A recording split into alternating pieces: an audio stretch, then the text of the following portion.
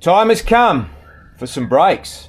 The JMACX double diaphragm brake booster. This episode starts with bacon and eggs and a JMACX brake booster. Morning.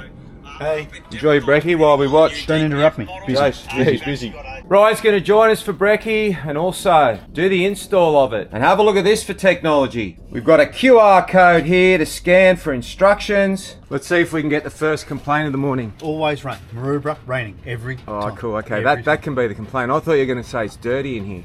You said you cleaned it. I did. I cleaned it. Look, here's the proof.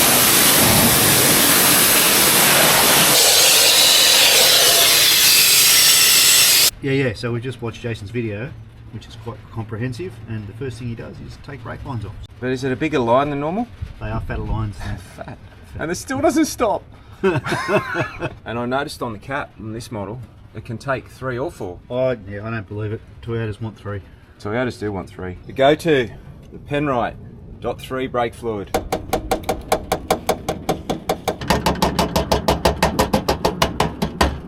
Maybe that's the noise I'm hearing. Ready to take out, as per usual. I got stuff in your way, have I? Wouldn't have it any other way. I know. Imagine it just went together or came apart in Stop this it. case. So they're the fuel lines that we ran from the pre-filter, yeah. Finally get to wear one of these Western Filters hats, but it's not for the sun. It'll be my umbrella. So now we go inside, but I vacuumed in there. It's nice and clean. I can't believe it's only a couple of months old. And look at the hole in the mat already. Far out. How many K? 30,000 Ks. That's an old jacket. Next job, undo 4 nuts under here, and then Magic. for sale, never been off-road.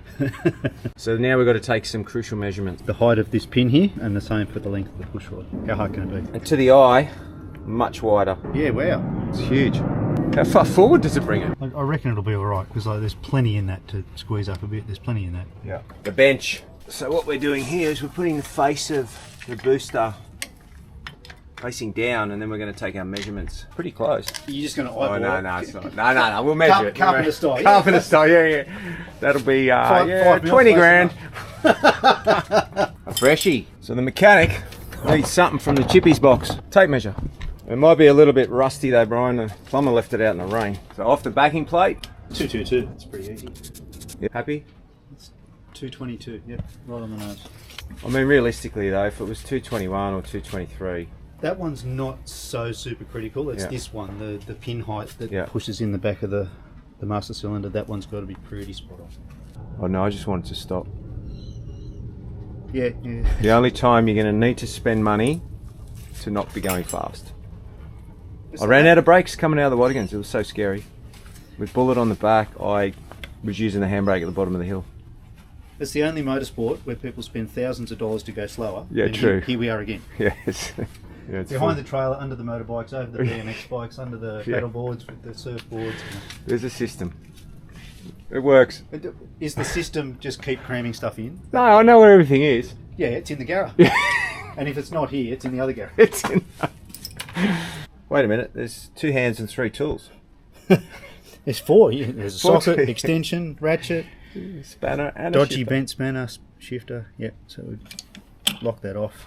Yeah. So I made them last time, and actually he shows a picture of tools just like that. Okay. The spanner's bent up. Yep. So you bent them yourself? I bent them myself. Yep. And the first time we did it, I really struggled because we didn't have the special tools. Okay. So we're happy there. Yep. So there's Don't need the packer. Do not need the Okay. There you go. Moment of truth. Moment of truth. Don't put Well, there is no real moment of truth. What's to tell? Like it's going to go in and the brake pedal's going to hook up to it, or is there another measurement that you check internally? Well, because this is bigger. Yeah. And there's a lot of stuff in there. I think know. it'll be fine. Yeah. But we're going to have to massage brake lines. Okay.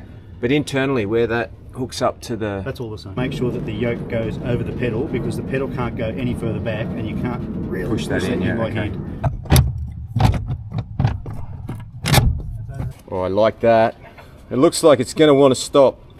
But you know that if you take a Toyota with that sticker on... It's never going to Toyota, this car. We're the silver bullets mechanics here. If you take that to Toyota for noisy injectors, they'll see that sticker and say, that's the cause. That's the cause. The actuator's not working on your rear locker is because you put a JMACX sticker on your booster. That's why your air conditioning doesn't work. That's right. In all fairness, Lucky they make a good vehicle. So we've done up the 4 bolts on the flange here. We've made sure that the yoke's over the pedal, because if you miss, if it goes to the side, it's really hard. You've really got to take it back out again. AI, see? Taking all our jobs. AI. What AI is going to want to do this? An AI robot putting a JMACX booster in. Before we open these bolts again, yep, we're going to top this up because they're not exactly right. They're leaking a little bit.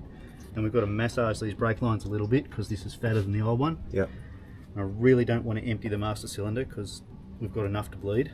Pen right. Yeah, 100%. Dot 3. This one says dot 3 and 4. I don't believe them. I've always used dot 3 in Toyotas, and anything from KE70 Corolla, old Hilux, everything dot 3. On the odd occasion I've had to put dot 4 in a Toyota. It leaks. Could be a coincidence. Crazy, eh? Yeah, I don't know if they're just like smaller oil molecule things, or if they don't, this stuff lubricates the seals better. Don't know. You don't shake that much. Too much coffee. No, you actually did it good. Yeah. How good is it getting old? Tops. It's great. The knowledge we have, though. So that's a big thing in this game. Yeah. And yours, right? Yeah. And we're using all the factory nuts. Oh, we're not using Jason's? We're not using Jason's nuts. They're not wrong, but they're a 13mm hex. Yep. And Toyota don't use a 13mm hex anywhere. We have 12, 14, 17, 19. Don't mess with the sizes. Fun Friday. And brakes is next on the bullet too, right? Cutting brakes. And the pan, I mean the sump. The sump. We want to chop that up. So that's all mounted up. So now you can see, because this booster's double diaphragm, sticks out further, so we've got this misalignment here. So we're just going to gently massage the brake line. You don't want to cross thread them, do you? No, you do. You really only get one chance, and because they're a very fine thread, they are quite easy to cross. And how are we going to bleed this old school? So we'll have a go just bleeding it to the ABS modulator, because that's all we've opened, right? So the modulator's still all full. Yeah. So there's every chance. All we'll need to do is bleed from the cylinder to the modulator. That's in. So you are the go-to man for many people or many things, but could somebody with very little skill do this, do you think? Oh, it's like a 3 or 4 banana job. Yeah. There's a lot of things that can go wrong. You want to be pretty sure that you can do it right the first time. And it is brakes, right? Yep. Yeah, don't muck around with brakes if you are not sure at all. Pay someone to do it. There you go. Yep, we need to be on the pedal. That went a long way. Yep, it will. It's good, hold it there. Alright, release slow. Yeah, that's good. So it's filling out of the master cylinder, so that's all charged up. Alright, see what sort of pedal you got there. You gave me a job. I can't get it wrong, right? Clean up, apprentice clean up. Oh, I put it in the alarm siren. Why has it got an alarm? Who'd steal it? It's 4-cylinder, nobody wants that. Go away. Auto. You can drive it in a sec. Any fault code? Nope. Don't try and start it, it's running, yeah? Just because it's not a V8, remember? I can hear. Oh, it's got a reverse camera. It has. Technologies. The pedal is soft at the top, but it firms up as you get into it. And that's what he said it will do. Oh, look at the traffic.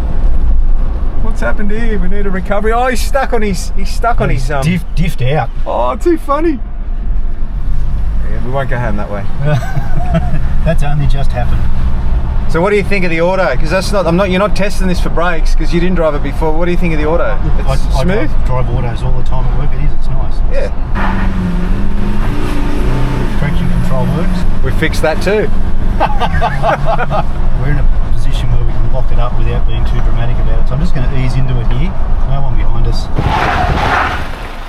ABS works, and I was not that hard into that. So you... Not like we were on the roller tester. Okay. So we're doing that next. So while the pedal does feel soft, as explained in their video, it gets to a point where the softness goes away and it actually pulls up. And what I found with that, just been driving it half an hour since we finished, is that because I'm slowing down quicker, the gears are coming down sooner. So it's gearing down, and once it gears down, it's helping me stop. It pulls up and I can hear and feel it gearing down because we've slowed up, whereas before it was taking longer to pull up, therefore the gears weren't gearing down as quickly. So it's kind of a combination, but I think 2 or 3 days of driving it and the brain will just get used to that first bit of softness. But the real test, as far as numbers go, is going to happen with the brake test on the rollers. We'll have that for you next week. I hope you enjoyed this one, and as always, thanks for watching.